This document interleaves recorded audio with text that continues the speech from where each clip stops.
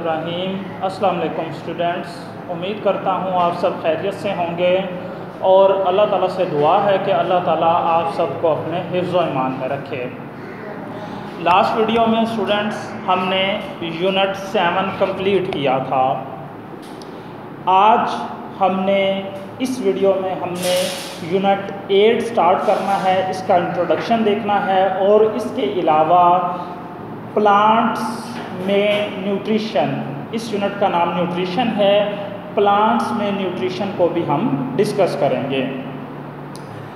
Unit nutrition, nutrition क्या है? ऐसा प्रोसेस जिसमें ऑर्गेनिज्म फूड को या तो ऑब्टेन करें, हासिल करें, या प्रिपेयर करें, तैयार करें, और इसके बाद उसे ऑब्जॉर्ब करता है। ऑब्जॉर्ब करने के बाद इसे कन्वर्ट करेगा इनटू बॉडी सब्सटेंसेस, बॉडी के सब्सटेंसेस में, ताकि उससे एनर्जी हासिल की जा सके और ग्रोथ वो ऑर्गेनिज्म कर सके। इस प्रोसेस को न्यूट्रिशन कहा जाता है। देखें, रिपीट कर रहा हूँ, न्यूट्रिशन वो तमाम अमाल, वो तमाम प्रोसेसेस जिसमें एक ऑर्गेनिज्म जो है फूड को या तो हासिल करेगा, ऑब्टेन करेगा, या वो फूड को खुद बनाएगा। फूड को हासिल करने या उसको खुद बनाने के बाद उसे ऑब्जॉर्व करता है, एडजस्ट करता है अपनी बॉडी में और उसे कन्वर्ट कर देगा इनटू बॉडी सब्सटेंसेस में, यानी ऐसे सब्सटेंसेस में कन्वर्ट करेगा जिससे वो एनर्जी हासिल कर सके, जिससे वो अपनी ग्रोथ कर सके। इस तरह भी कहा जा सकता है कि वो ऑब्जॉर्ब करने के बाद उन सब्सटेंसेस को अपनी बॉडी का हिस्सा बना लेगा ताकि उससे वो एनर्जी हासिल कर सके और उससे वो ग्रोथ हासिल कर सके, ग्रोथ उसकी हो सके। इस प्रोसेस को क्या कहा जाता है? न्यूट्रिशन। अब जो सब्सटेंसेस हैं उन्हें न्यूट्रिएंट्स कहा जाता है, उन्हें न्यूट्रिएंट्स कहा जाता है। ये ऐसे केमिकल्स हैं या ऐसे कंपाउंड्स हैं जिनको एनर्जी के लिए या ग्रोथ के लिए ऑर्गेनिज्म क्या करता है? यूज करता है। ऐसे सब्सटेंसेस को न्यूट्रिएंट्स कहा जाता है। अब फूड के हवाले से, फूड को बनाने या फूड को ना बनाने के हवाले से ऑर्गेनिजम्स दो तरह के हैं। पिछली क्लासेस में भी आप डिस्कस ये बात हो चुकी है, पिछले यूनिट में भी हमने डिस्कस किया था। अब फिर देख लेते हैं फूड बनाने या फूड को यूज़ करने के हवाले से। एक है ऑटोट्रॉफिक ऑर्गेनिज्म।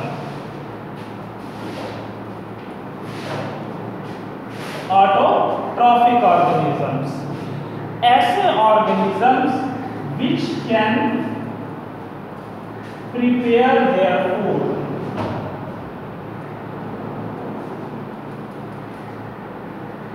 ऐसे ऑर्गेनिजम्स जो अपनी फूड खुद प्रिपेयर कर सकते हैं, अपनी फूड खुद बना सकते हैं, ऐसे ऑर्गेनिजम्स को हम ऑटोट्रॉफिक ऑर्गेनिजम्स कहते हैं।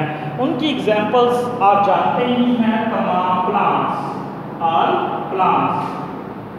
आप इस बात को जानते हैं कि प्लांट्स जो हैं वो अपनी फूड खुद बनाते हैं, किस प्रोसेस के थ्रू? फोटोसिंथेसिस के थ्रू।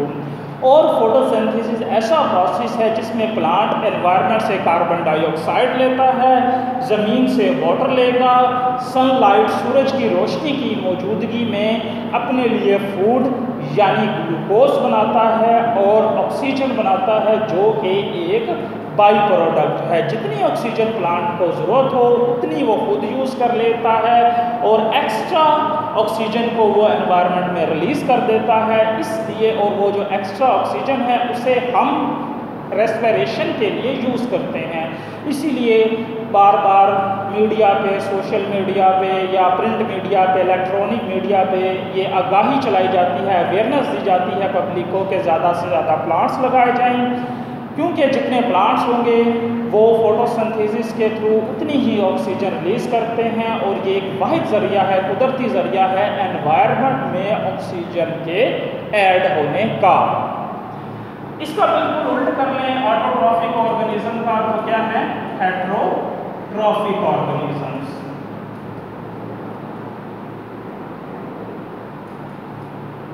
ऑटोट्रॉफिक ऑर्गेनिजम्स अपनी फूड खुद बनाते थे, जबकि heterotrophic organisms can not prepare their food. ये अपनी फूड खुद नहीं बना सकते, बल्कि दूसरे एनिमल्स और दूसरे प्लांट्स जो हैं इनकी फूड होते हैं। इसकी एग्जांपल्स में ऑल एनिमल्स, तमाम एनिमल्स, और उसमें हम ह्यूमंस को भी क्या करते हैं? इंक्लूड करते हैं। यानी तमाम एनिमल्स और एनिमल्स में ह्यूमंस भी आ जाते हैं। तो ह्यूमंस जो हैं हम अपनी फूड खुद नहीं बनाते। आप जानते हैं कि हमारी जो फूड है दूसरे एनिमल्स, बकरी, गाय, मुर्गी वगैरह होती है, दूसरे एनिमल्स होते हैं या दूसरे प्लांट्स होते हैं, यानी सब्जियां, फल वगैरह। तो ये थे ऑटोट्रॉफिक ऑर्गेनिजम्स और हेट्रोट्रॉफिक ऑर्गेनिजम्स। इसके बाद हम देखते हैं mineral nutrition in plants. Mineral nutrition in plants. अब अभी हमने डिस्कस किया फोटोसिंथेसिस, जिसमें प्लांट ग्लूकोज बनाएगा, उसकी फूड होगी वो।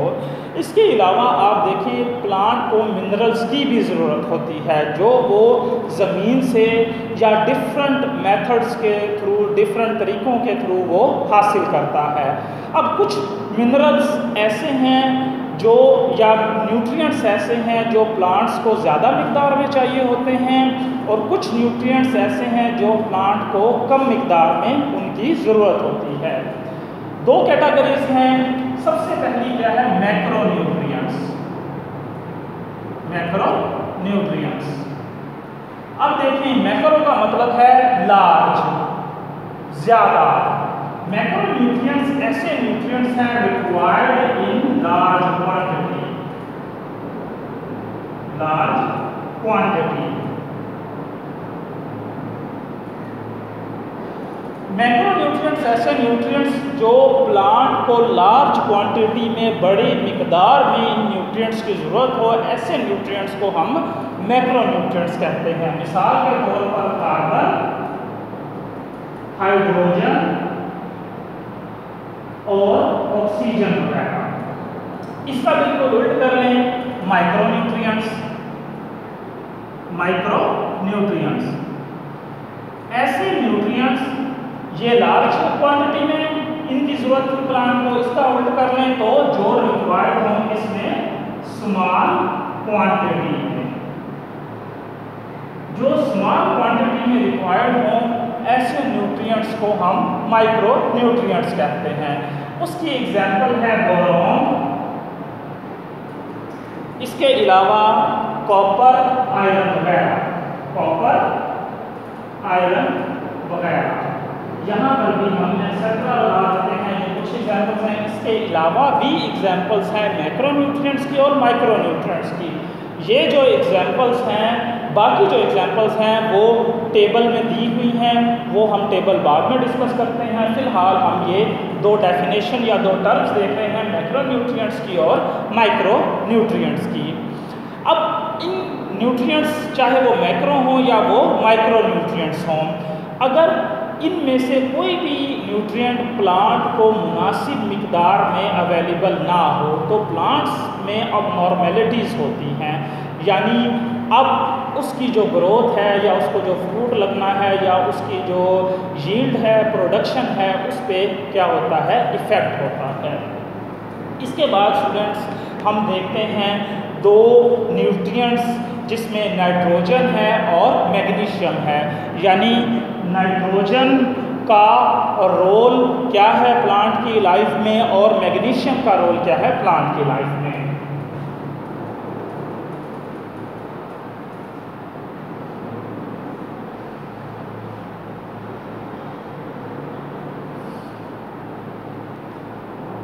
रोल ऑफ नाइट्रोजन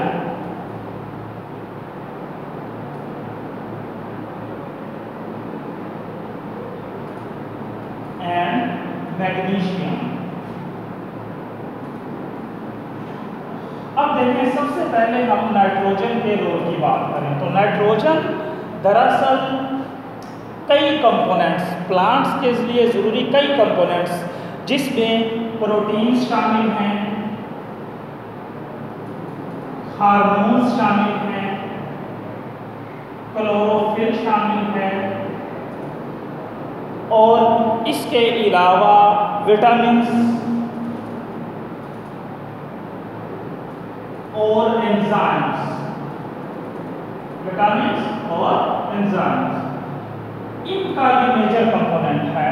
यानी प्लांट के अंदर प्रोटीन्स, हार्मोन्स, क्लोरोफिल्स, विटामिन्स और एंजाइम्स, ये तमाम मटेरियल्स, ये तमाम कंपाउंड्स का जो एक कंपोनेंट है वो क्या है नाइट्रोजन है। इसके अलावा जो नाइट्रोजन है ये ज़रूरी है स्टेम की ग्रोथ के लिए और इसके अलावा लीफ की ग्रोथ के लिए। यानी कि जो लीफ ग्रो करेगा और इसके अलावा जो स्टेम है जब वो ग्रो करता है तो उसके लिए नाइट्रोजन की ज़रूरत होती है। लेकिन अब देखें कि ये तो हमने देख लिया कि नाइट्रोजन की वजह से प्लांट की जो लाइफ है उसमें क्या रोल है नाइट्रोजन का। लेकिन अगर ज़रूरत से ज़्यादा एक प्लांट को नाइट्रोजन अवेलेबल हो, जितनी उसे ज़रूरत है प्लांट को नाइट्रोजन की, उससे ज़्यादा जब नाइट्रोजन होगी उससे भी अबनॉर्मैलिटीज़ होती हैं। उससे क्या अबनॉर्मैलिटी होगी?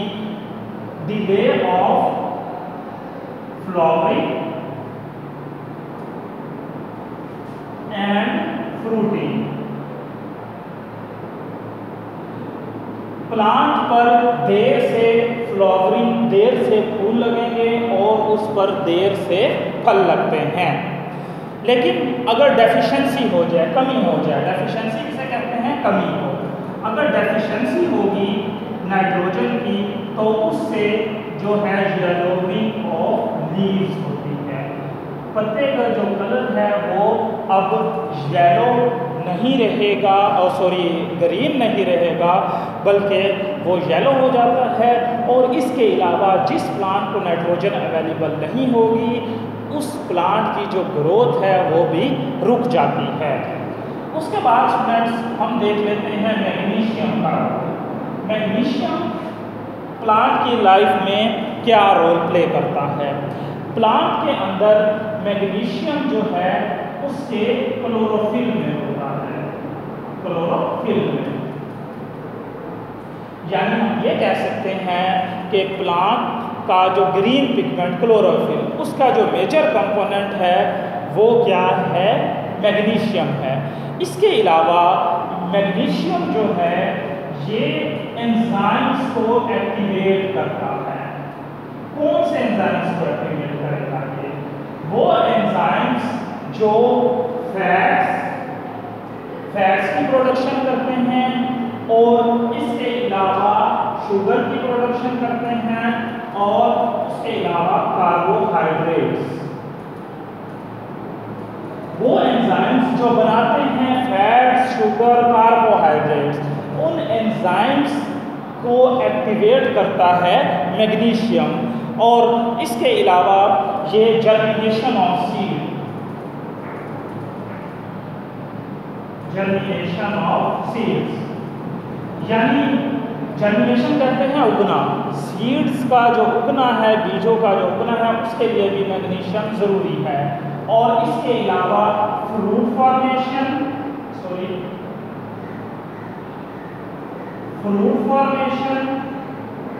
और नट फॉर्मेशन, इसके लिए भी जो मैग्नीशियम है वो क्या है, ज़रूरी है। अगर एक प्लांट को जो मैग्नीशियम है वो अवेलेबल ना हो, तब जो उसके लीव्स हैं वो क्या हो जाएंगे, येलो हो जाएंगे एंड विल्ट, और क्या हो जाते हैं, मुरझा जाते हैं। यानी अगर डेफिशिएंसी हो एक प्लांट में मैग्नीशियम की, तो उसके जो पत्ते हैं वो ग्रीन नहीं रहेंगे बल्कि वो येलो हो जाते हैं, और इसके अलावा वो पत्ते क्या हो जाते हैं, मुरझा जाते हैं। अब एक दफ़ा मैं रिवाइज़ करवा देता हूँ कि हमने क्या डिस्कस किया। इसके बाद जब मैं आपको ये लेक्चर रिवाइज़ करवा दूँगा, उसके बाद पेज नंबर 141 पर टेबल है 8.1, उसकी मैं आपको रीडिंग करवा दूँगा और वो आपको समझा दूँगा, क्योंकि उसमें मैक्रोन्यूट्रिएंट्स के नाम और माइक्रोन्यूट्रिएंट्स के नाम और उनका प्लांट की लाइफ में रोल बताया गया है। यूनिट स्टूडेंट्स, हमने आज स्टार्ट किया न्यूट्रिशन। न्यूट्रिशन क्या है, ऐसा प्रोसेस जिसमें ऑर्गेनिज्म जो है वो फूड को ऑब्टेन करे या उसको प्रिपेयर करे, उसके बाद उसको अब्जॉर्ब करे, उसे बॉडी सब्सटेंसेस में कन्वर्ट कर देता है ताकि उस सब्सटेंसेस से वो एनर्जी हासिल कर सके। उसके बाद देखा हमने न्यूट्रिएंट्स क्या है, ऐसे केमिकल कंपाउंड्स जो ऑर्गेनिज्म यूज़ करता है एनर्जी के लिए और ग्रोथ के लिए। उसके बाद हमने देखा कि ऑर्गेनिजम्स दो तरह के हैं, ऑटोट्रॉफिक ऑर्गेनिजम्स जो अपनी फूड खुद बनाते हैं और हेटरोट्रॉफिक ऑर्गेनिजम्स जो अपनी फूड खुद नहीं बना सकते। उसके बाद हमने देखा मैक्रोन्यूट्रिएंट्स और माइक्रोन्यूट्रिएंट्स। मैक्रोन्यूट्रिएंट्स ऐसे न्यूट्रिएंट्स जो प्लांट को वाफिर मिकदार में जिनकी ज़रूरत हो, जिसमें फास्फोरस, पोटाशियम, सल्फर वगैरह शामिल है, और माइक्रोन्यूट्रिएंट्स ऐसे न्यूट्रिएंट्स जो प्लांट को कम मिकदार में रिक्वायर्ड होते हैं। उसके बाद हमने देखा नाइट्रोजन और मैग्नीशियम का रोल क्या है। नाइट्रोजन जो है वो मेजर कंपोनेंट है प्रोटीन्स का, हार्मोन्स का, क्लोरोफिल का, विटामिन्स का और एंजाइम्स का। इसके अलावा नाइट्रोजन की वजह से स्टेम की और लीफ की ग्रोथ होती है।